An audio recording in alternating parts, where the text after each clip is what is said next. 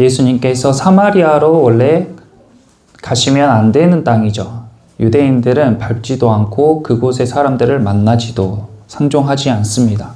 그런데 예수님께서 내가 사마리아로 가야겠다 하신 이후에 우물가에 가서 피곤하셔가지고 거기에 덜썩 주저앉으셨어요. 근데 그때 마침 한 여인이 딱 오는 거예요. 그래서 그 여인과 예수님이 만나게 됐습니다. 대화를 하게 됐어요. 그런데 이것은 단순하게 그냥 사마리아 여자와 유대인 남자가 만난 그런 사건이 아니에요. 우리는 요한복음을 읽을 때 항상 1장을 기억해야 돼요. 1장 내용이 무엇이었습니까? 1장 1절에 태초에 말씀이 계시니라. 이 말씀이 하나님과 함께 계셨으니 이 말씀은 곧 하나님이시니라. 그러므로 사마리아 여인과 예수님의 만남은 단순히 여자와 한 남자의 만남이 아니라 사마리아 여인에게 찾아오신 하나님에 대한 이야기예요. 그 여자가 하나님을 만난 거예요. 이 여자가 온 우주를 주관하는 분을 만난 거라고요. 온 우주와의 접촉이에요. 그리고 시간이 단순히 이때가 아니라 태초부터 종말 때까지 그 온 시간과 만나는 경험이에요. 예배는 목사를 만나러 오는 것도 아니고 성도들과의 교제를 위해서 오는 것도 아니고 하나님을 만나러 오는 것임을 기억하시기를 축원합니다. 그러면 완전히 예배가 달라지는 거예요. 우리는 교회를 영화관 가듯이 아니면 사람들이랑 식사하러 가듯이 일터에 일하러 가듯이 가는 게 아니에요. 교회에 온다는 것은 우주와의 접촉이에요. 온 역사와의 만남이라고요. 그렇게 엄청나게 큰 경험을 하러 그런 하나님을 대면하러 오는 경험이에요.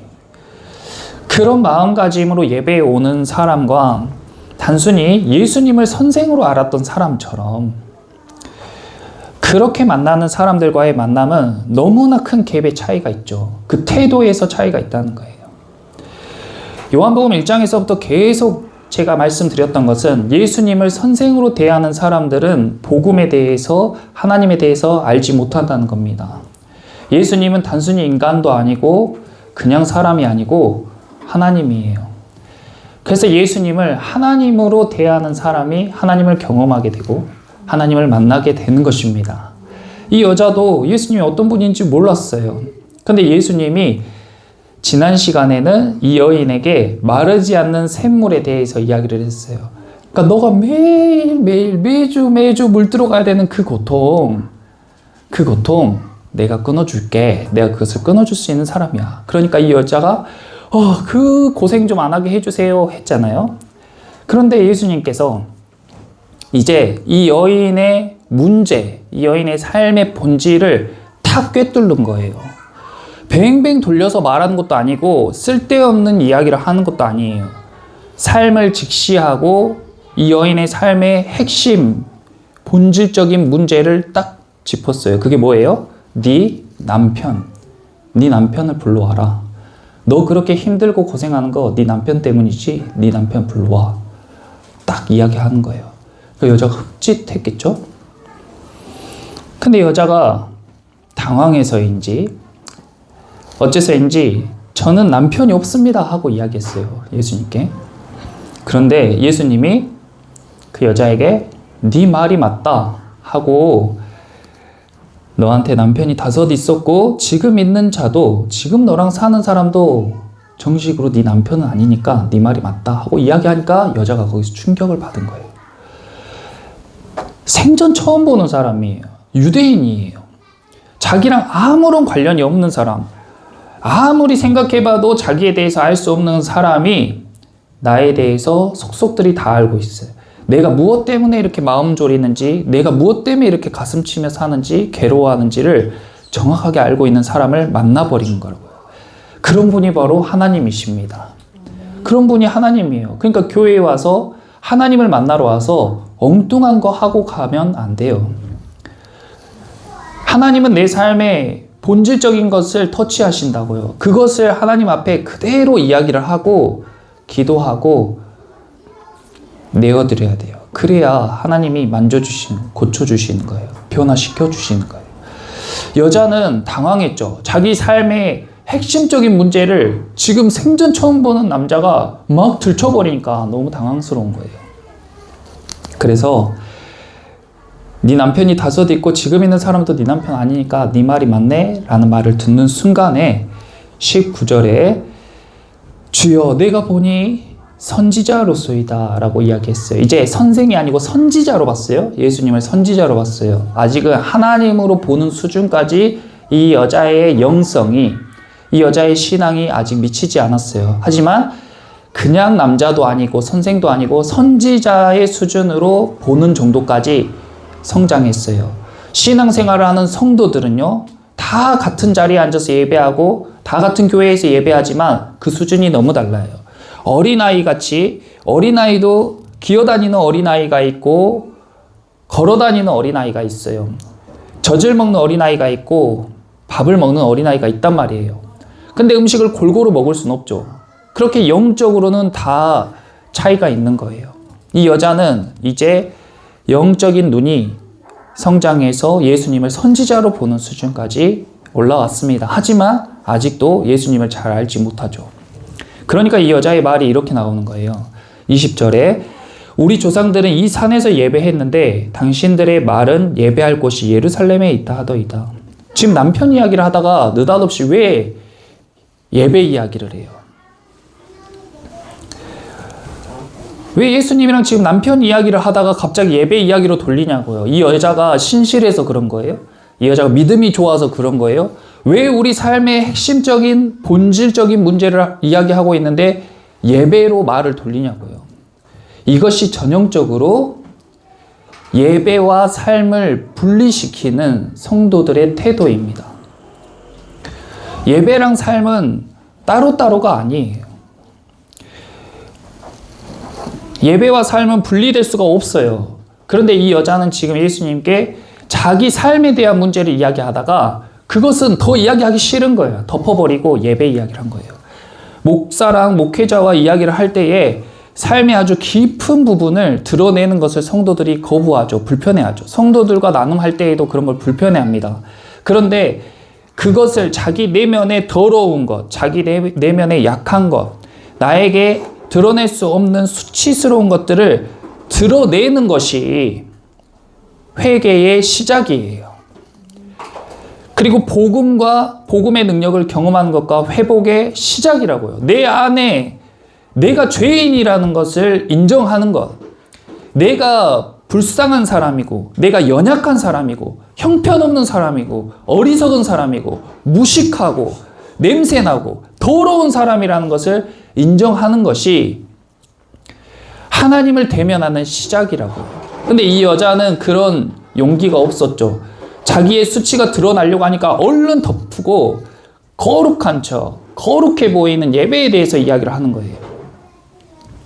교회에 와서는 다 괜찮아 보여요. 근데 삶의 내용을 뜯어보면 우리가 다 똑같아요.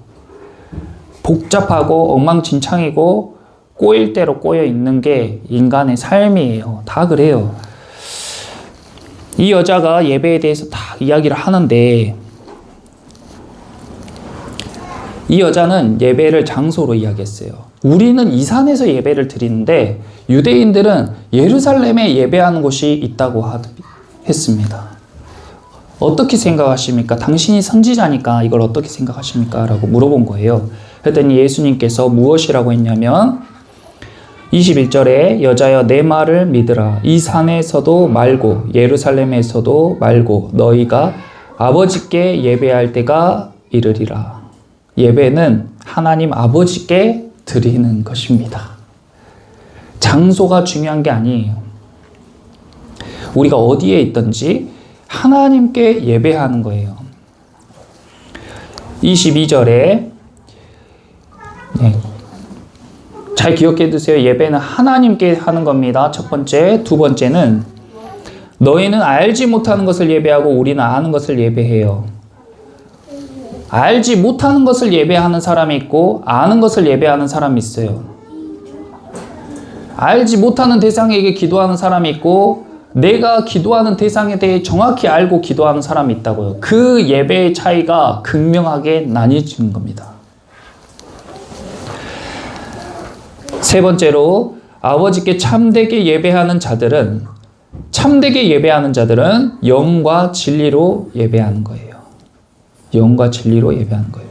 그리고 아버지께서는 자기에게 이렇게 예배하는 자들을 찾으십니다. 거기 이렇게 예배하는 자들을 찾으시느니라 밑줄 그어보세요. 결국에 하나님의 결론은 이렇게 예배하는 자들을 찾으시는 거예요. 자기의 필요를 채우고 자기 문제 해결하기 위해서 알지 못하는 신에게 마구잡이로, 전쟁의 기관총을 마구잡이로 갈기는 군인처럼 그냥 알지도 못하는 대상에게 막 아무렇게나 예배하는 그런 거 말고 하나님을 딱 인지하고 자기가 예배하는 대상에 대해서 알고 영과 진리로 예배하는 사람. 예배는 영적인 활동이에요. 예배는 영적인 활동이에요. 눈에 보이는 것이 아니고 눈에 보이지 않는 영적인 활동이라고요. 그러니까 우리가 생활하는 데 있어서 어디에서 영적인 것을 경험할 수가 있어요? 교회밖에 없는 거예요. 나의 삶의 본질적인 문제가 뭐예요? 내 영혼이 병들고 죽은 것이에요. 죄로 인해서 내 삶이 그렇게 왜곡되고 있는 것이에요. 내가 부인되고 있는 거예요. 그런데 그것을 알지 못하고 엉뚱한 데에서 답을 찾잖아요. 다시 이 사마리아 여인을 살펴보면 이 여자는 잘 살고 싶었을 거예요. 이 여자는 잘 살고 싶었을 거란 말이에요. 남들 보기에 부러운 삶을 살고 싶었을 거예요. 그래서 이 여자가 잘 살 수 있는 방법으로 선택한 게 뭐예요? 좋은 남편을 만나는 거였어요. 그런데 좋은 남편을 만나는 거였어요. 그런데 이 남편을 만나는데 내 생각 같지가 않아. 그러니까 어떻게 했어요? 남편을 바꿨어요. 내가 생각하는 내 좋은 삶, 내가 생각하는 행복한 삶을 위해서 남편을 만났는데 내가 행복하지 않고 내가 생각한 삶이 이루어지지 않는 원인이 남편 때문이라고 생각해서 남편을 바꿨어요. 근데 바꿔도 또 내가 생각하는 그런 삶은 사라지질 않아요. 그러니까 또 뭘 바꿔요? 또 남편을 바꿔요. 5번을 바꿨어요. 그래도 내가 생각하는 그런 삶은 사라지지가 않더라. 삶이 내 삶 같지가 않더라. 점점 더 힘들어지더라. 이 여자가 잘 살기 위해, 행복한 가정을 꾸리기 위해, 남들이 부러워할 만한 삶을 살기 위해 5번이나 남편을 바꾸고 결혼하지 않은 남자와 살고 있는 현실 어떻습니까? 사람들의 눈을 피해서 정오에 물을 뜨러 다녀야 되는 신세가 된 거예요.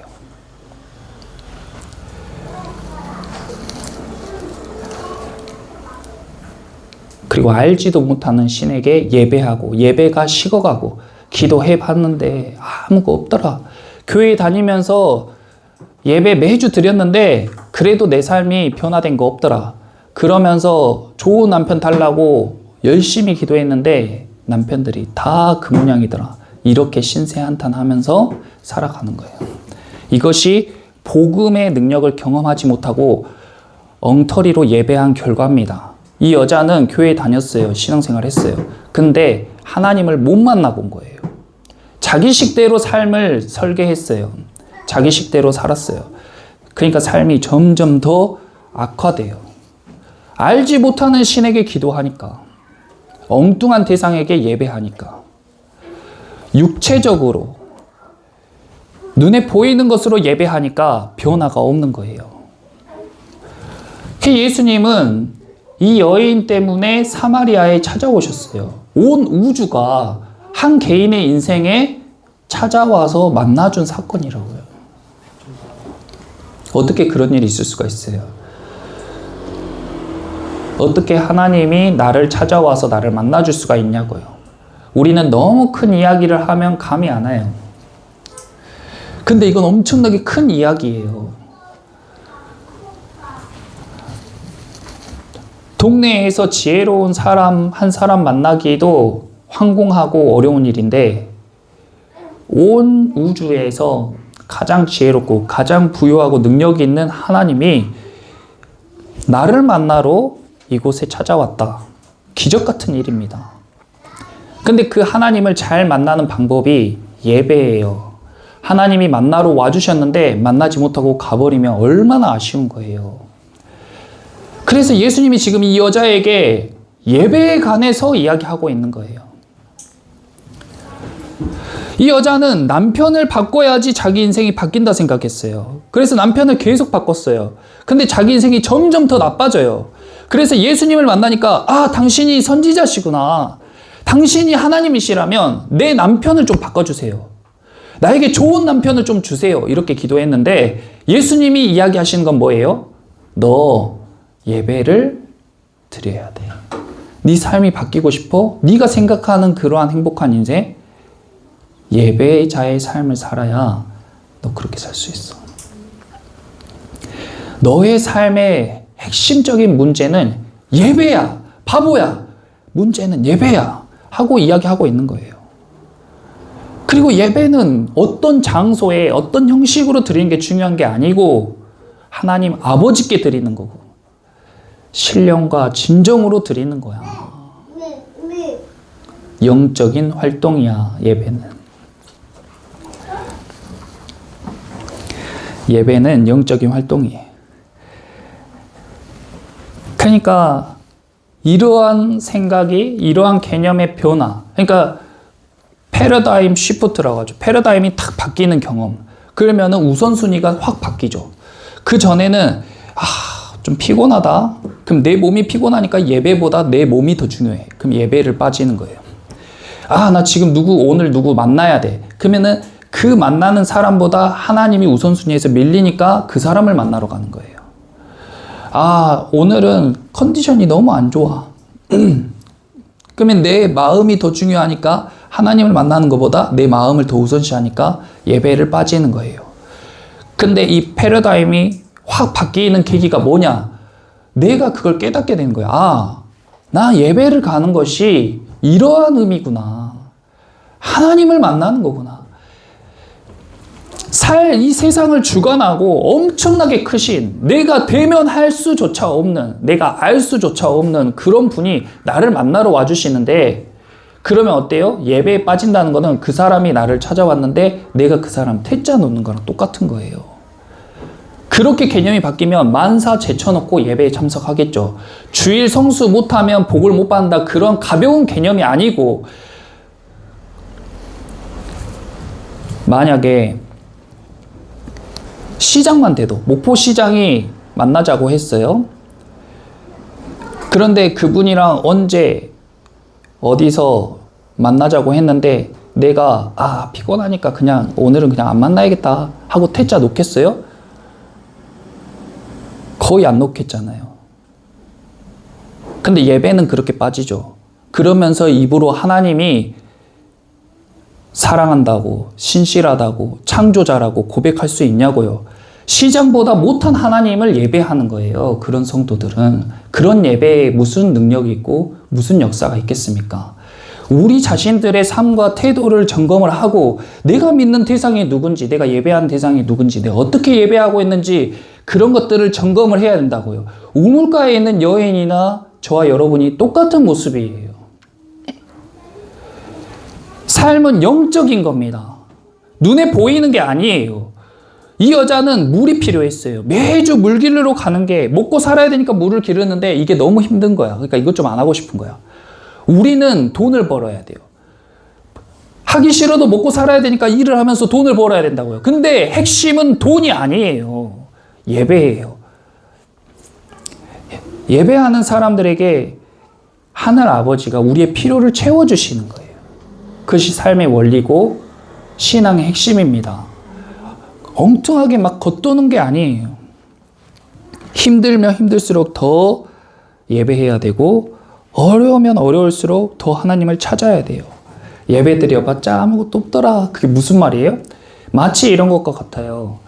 어떤 사람에게 수박이 너무 맛있으니까, 내가 수박을 먹었는데 너무 맛있어요. 엊그제 수박을 먹었는데 맛있었어요. 근데 그 수박이 맛있으니까 제가 성도들에게 다 나눠줬어요. 와, 이것 좀 먹어보세요. 진짜 맛있어요. 하고 한 통씩 다 줬습니다.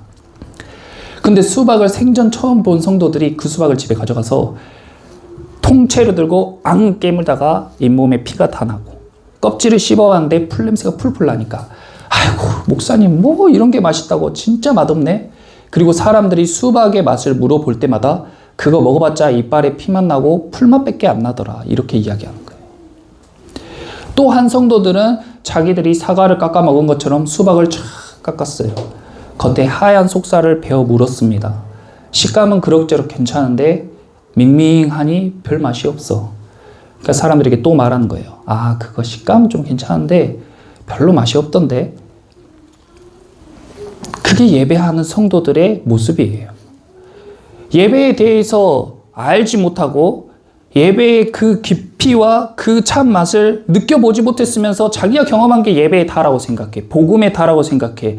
기독교의 다라고 생각해. 예수님에 대해서 만나보지도 못하고 경험해보지도 못하고 그 능력에 대해서 체험해보지도 못했으면서 그것이 예수님의 전부라고 생각한다고요. 그러면은 수박의 맛을 아는 사람들은 얼마나 답답하냐고요. 근데 수박 겉껍질을 씹다가 피나고 풀냄새에 질려버린 사람은 다시 수박을 먹으려고도 하지 않겠죠.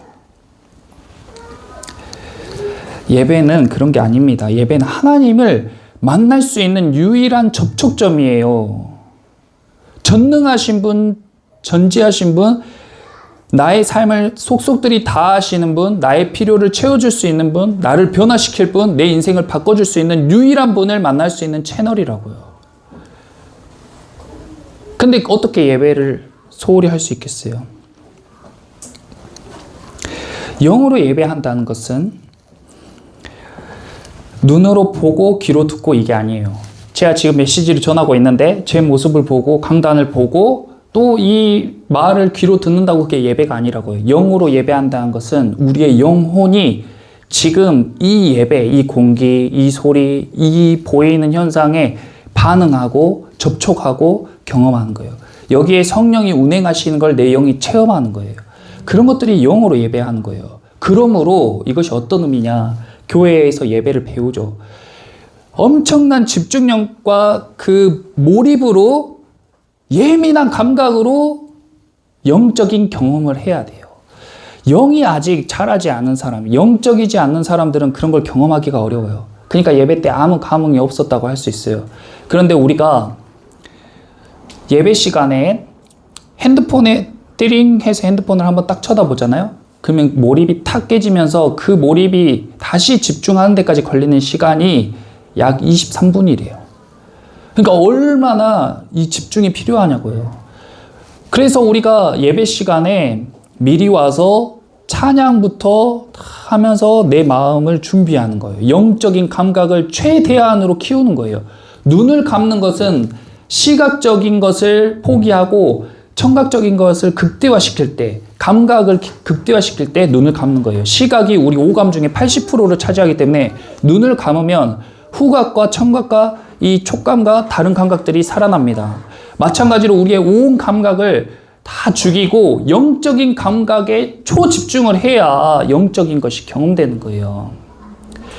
바람이 부는 것을, 태풍이 불면 누구나 다 경험하죠. 근데 봄바람이 살랑살랑 부는 것은 눈을 감고 느껴지는 것처럼 그렇게 영적으로 그런 것들을 느끼는 것이 예배의 자리라고요. 근데 예배의 자리는 우리 삶 가운데 그런 영적인 흐름이 제일 강한 공간이에요. 그러니까 여기에서 영적인 것을 경험하고 그 경험을 토대로 내 삶으로 돌아가서 삶이 예배가 되게 하는 것.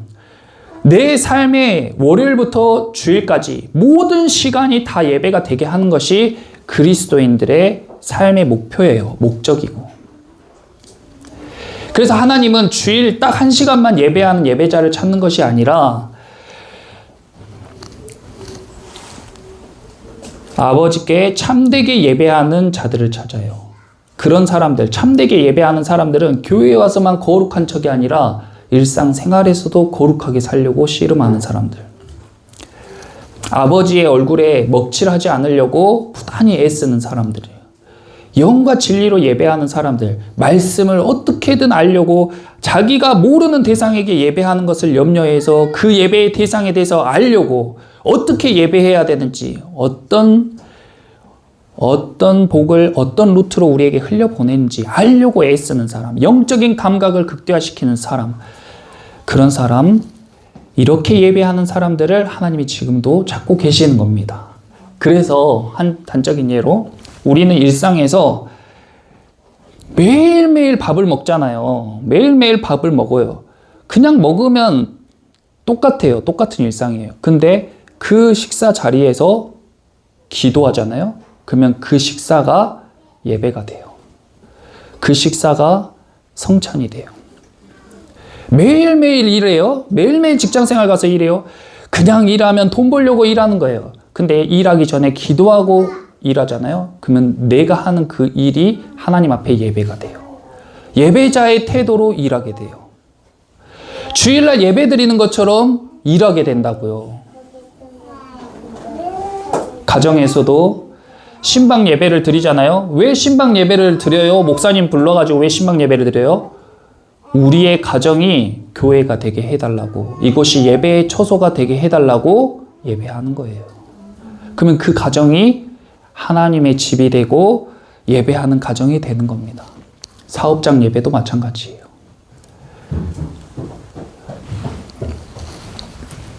그런 게 예배예요. 그러니까 얼마나 예배가 중요해요. 예배가 얼마나 중요하냐고요. 하나님이 주신 축복이에요. 주일날 예배 드리죠. 그리고 우리는 3일 동안 먹고 자고 해요. 그러면 우리는 완전히 또 육체 덩어리가 돼 있어요. 영은 완전히 다 죽어요. 죄의 덩어리, 육체 덩어리, 완전히 밖에 신앙생활 안 하는 사람과 똑같은 나를 발견해요. 똑같이 살아가요. 그런데 수요 예배를 주셔가지고 수요일 예배를 드리니까 다시 영이 확 살아나잖아요. 예수님이 죽으시고 3일 뒤에 부활하신 그 원리로 3일 뒤에 우리의 영이 다시 살아납니다. 부활의 능력으로. 예배는 부활의 능력을 경험하는 거예요. 또 수요일날 예배 드렸어요. 목, 금, 토 또 엉망으로 살아요. 또 엉망진창 살아요. 그래서 또 주일이 되면은 또 부활의 능력으로 또 내 영이 살아나는 거예요. 그렇게 주식이 오르듯이 쭉쭉쭉쭉 올라갔다 내려갔다 올라갔다 내려갔다 하다가 시간이 1년, 3년, 5년, 10년 지나고 보면 어느새 내가 예전 나보다 훨씬 더 영적으로 성장하는 것을 보게 되는 겁니다. 우리 일상이 완전히 예배로 바뀌는 것을 점점점 경험하는 거예요. 한 번에 어떻게 바뀝니까? 이게 정말 손댈 수 없을 정도로 노답인데, 엉망진창인데, 인생이 어디서부터 꼬인지 모르게 꼬일 대로 꼬여 있는데, 성격이나 습관이 정말 큰 돌덩이처럼 자리 잡고 있는데 그게 어떻게 한순간에 바뀌냐고요. 계속 기도하면서 예배하면서 점점 그렇게 바뀌어가는 거예요. 예배는 우리의 생각보다 훨씬 더 깊고 넓고 큰 하나님이 주신 축복인 것을 믿으시기를 축원합니다. 그러니까 돈보다도, 그리고 어떤 사람보다도, 내 삶 가운데에 병을 치유하는 것보다도 더 중요한 그 모든 복의 통로, 하나님을 알 수 있는 채널, 그리고 나의 모든 자아의 그 높이와 깊이와 넓이를 무한대로 확장시킬 수 있는 유일한 채널이 예배라고요. 안 그러면 우리는 우리 인생 하나에 몰입해가지고 요만하게 살아요. 우주의 먼지보다도 못한 존재로 살아요. 그러니까 내 먹고 사는 것, 나 오늘 하루 잘 먹고 잘 사는 것에 골머리 싸면서 사는 그런 먼지 같은 존재에서 예배의 자리에서 하나님을 만났을 때 하나님의 자녀가 되고 하나님의 수준으로 내 사고와 영적인 크기가 확장되는 것을 경험한단 말이에요. 우리는 엄청나게 거대한 사람들이 되는 거예요. 그러니까 내 자아가 쪼그라드는 그런 경험을 할 수가 없죠, 예배자들은. 내가 내 삶의 모습이 다른 사람에 비해서 조금 부족하다고 내가 쭈그러들거나 위축되거나 속상하지 않죠. 왜냐하면 나의 영적인 스케일, 내 마음과 내 자아와 생각의 크기는 보통 사람들과 비교할 수 없기 때문에